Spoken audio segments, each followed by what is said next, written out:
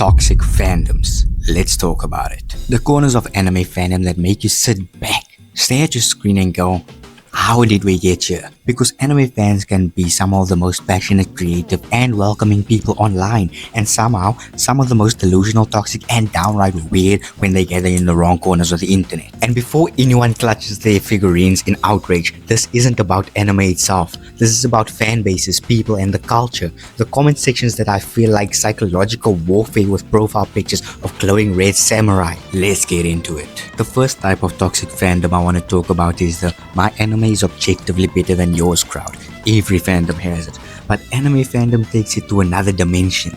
You've seen them.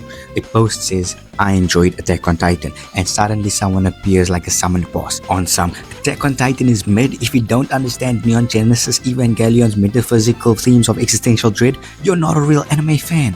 Shut up, buddy, it's not that deep. There's a certain type of anime fan who treats watching shows like academic warfare. Everything must be ranked, measured, dissected, and compared like they're writing a peer-reviewed paper for the Anime Council of Intellectual Supremacy. And everyone forbid you say something like you like the popular anime. That's when they hit you with you only liked it because it's mainstream. Yes, because I have a functioning eyeballs and enjoy things that look good and have decent storytelling.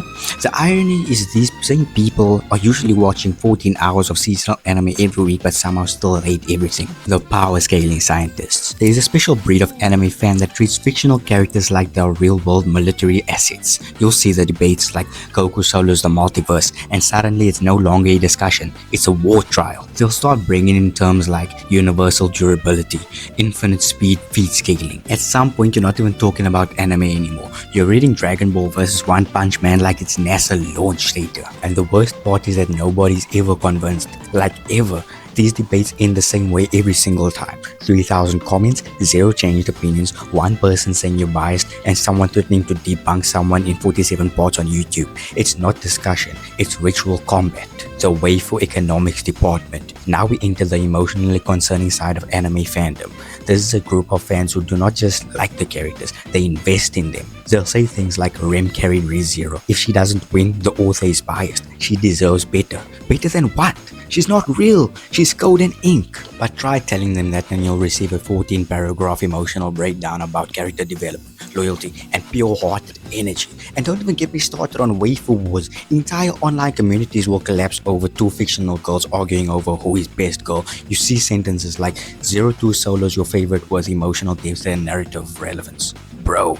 She's not applying for a job. And the toxicity comes when people start treating fictional preferences like moral superiority, like choosing a waifu is suddenly a reflection of your entire personality, ethics, and soul alignment. At that point, it's less about anime fandom and more about personality astrology. The manga purist. This group appears anytime an anime adaptation is mentioned. You'll say something like the anime was really good and they will respond like you insulted their ancestors, like actually the manga did it better, the anime ruined everything, you're not a real fan if you didn't read chapter 73 panel 4 with full emotional context. One scene cut, suddenly it's a betrayal, color palette slightly altered, disrespect to the author's legacy. And look, sometimes they are right, adaptations can miss things, but the level of outrage, you'd think studios personally broke into their homes and replaced their manga volumes with blank pages. The anime personality diagnosis experts, this is where things get weird. You'll see people say, if you like this anime, you're definitely an introvert with trauma, or people who like this character have daddy issues. Bro, what?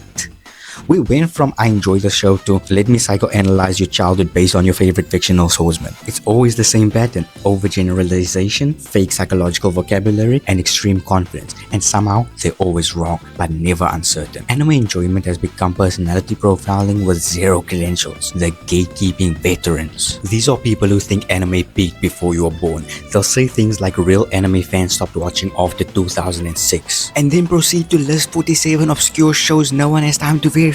If you mention a modern anime, they react like you just insulted classical literature. You wouldn't understand true storytelling, is what they'll say. Meanwhile, they're rewatching the same 5 shows from the teenage years like it's sacred scripture. Look, nostalgia is fine, but turning it into a superiority complex is insane. Anime didn't die, you just stopped exploring. Here's where we get real for a second. The worst part of anime fandom isn't the jokes, the debates, or the chaos. It's when it turns genuinely hostile. People getting harassed over opinions, creators getting attacked for preferences, fans getting bullied for liking wrong shows, and entire communities forming identities around negativity instead of enjoyment. At that point, anime stops being entertainment and becomes tribal warfare, and that's when it's no longer funny. It's just exhausting. So why is it like this? Because anime fandom is huge, global, and deeply emotional.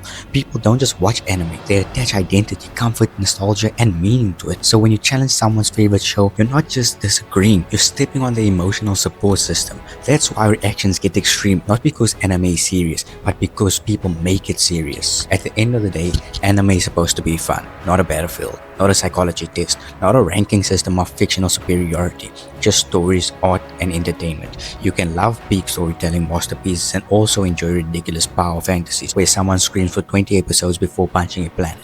Both can exist. But the moment you start thinking your taste makes you superior or someone else's taste makes them less of a fan, that's when the fandom gets weird. Because anime isn't the problem, it's us. And honestly, the funniest part is realizing we all, in some way, have probably been one of those toxic fans at least once. We just don't like admitting it. Anyway guys, that is going to be it for this video. If you enjoyed the video, do give it a like. If you enjoy seeing content like this, give the channel a subscribe. Comment down who your least favorite fandom is and watch the video on the screen.